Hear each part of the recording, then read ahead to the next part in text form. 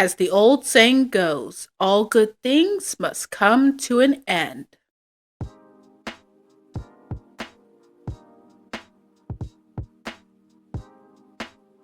Hey everyone, I hope everyone is doing alright considering we're only a month in and already the US has turned into punk hazard for several weeks. For those who are new and randomly clicked on the video, you already know what this video is about. And to those who aren't aware, allow me to explain. Also, fair warning, I do have a bit of a cold, so I'm gonna sound a bit raspy in this video. As of the time of this recording, Undead Unluck officially ended a few days ago, something that to those who regularly read the manga felt it was too soon, no thanks to Shonen Jump. Anyone who's familiar with Shonen Jump already knows they're notorious for canceling or axing new manga if they don't reach a certain level of expected sales, leaving them no time to develop their stories or some plot lines fully. So I wouldn't be surprised if one day Shonen Jump went to Tozuka's office, gave him the pink slip, and walked away without saying a word. I'm not saying that's what happened. We don't even know if Tozuka is legally allowed to say what happened during the production of the final arc. We could just only speculate. Now, to be fair, series gets cancelled all the time, to a frustrating degree. Hell, I plan on covering 2 manga this year that have similar circumstances as Undead Unluck. So when your series gets cancelled, the only thing you can do is harden up, tighten your bootstraps, let out a frustrating cry, and rework your story to deliver a satisfying conclusion. And I could say with confidence that the ending of Undead Unluck was great. I wouldn't call it the perfect ending, as the chapter before I have a few annoyances with, but I'm saving those thoughts when I eventually make the future parts of my review series.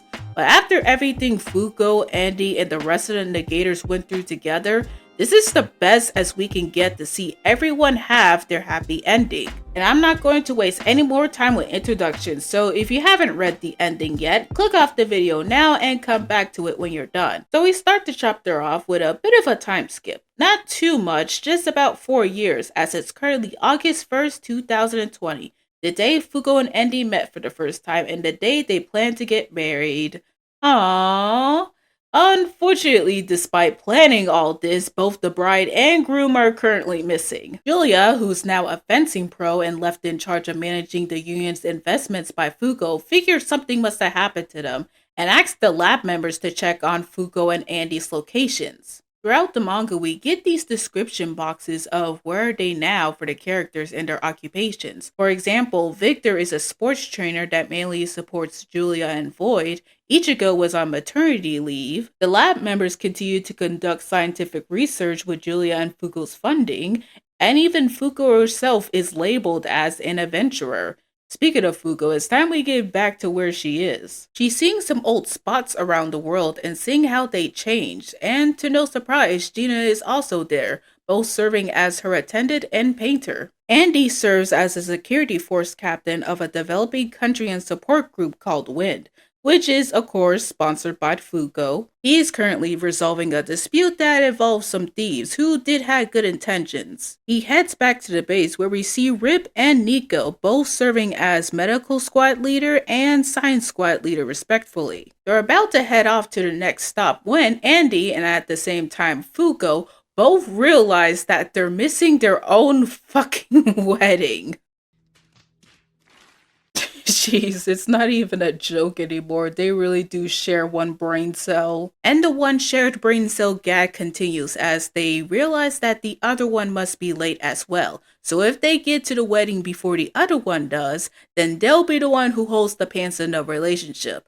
Yeah, I don't know about that one, Chief. I'm not married myself, but I do know the old saying is happy wife, happy life. Fortunately, help did arrive just in time. For Fuko, it's Tatiana, who's now a pro model / entertainer. And as for Andy, Billy, Tella, and Creed picked him up in a helicopter. Both Billy and Tella are retired from being mercenaries and are now just teachers. And coincidentally enough, Creed is also a teacher, but more for the Air Force. Back at the wedding venue, the only person that I feel bad in this situation is Julia. I'm sure she was the one who organized this whole thing and even cooked some of the food. which is now turned cold thanks to the day turning into night. We see Chikara, Haruka, and Top in the panel now, and they all seem to be doing well for themselves. Haruka released a chain of shoe stores called One Heart, with Top being her advertising model along with pursuing his track career, and Chikara fulfilled his promise to Tatiana, became her exclusive cameraman, although he is thinking about going independent. It seems like Andy and Fuko are not the only ones who are running late, as Sean just now showed up.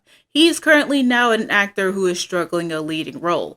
And as for the others, I'm going to put this screenshot right up here so you can read all their occupations. Although I do want to highlight the panel that shows Shen and Mew, who are not only running a kung fu fitness gym, but they're also married with a set of twins.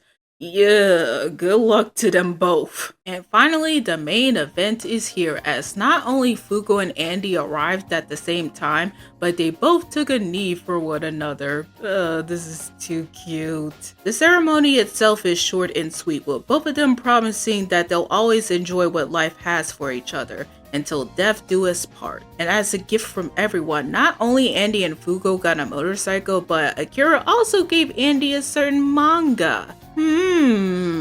Tears were shed, promises of being married were made, the bouquet was tossed, and both Andy and Fuko literally and figuratively ride off into the moonlight while saying sick, wicked sick. And that's the end of Undead Unluck. Again, the best ending despite the circumstances. Honestly, Tosaka should give himself a pat on the back for delivering an ending that managed to satisfy everyone, which doesn't seem to be the case nowadays, although I did heard that fans of Mission Yo Sakura family has also ended in a pretty satisfying way. I should probably start catching up on that manga if I want to make a review this year. Anyway, I do want to thank Tosaka for creating this manga, and hopefully he continues to do great things in the future. It's gonna feel weird not looking at new chapters of Undead Unluck every week, but for what it's worth, I'm glad that it ended on a good note. Thanks for watching, everyone. Let me know about how you feel about the ending in the comments below. Be sure to like, comment, subscribe, and ring the bell for more of my manga related content. I hope you have a decent day, and oh crap, wait, hold on.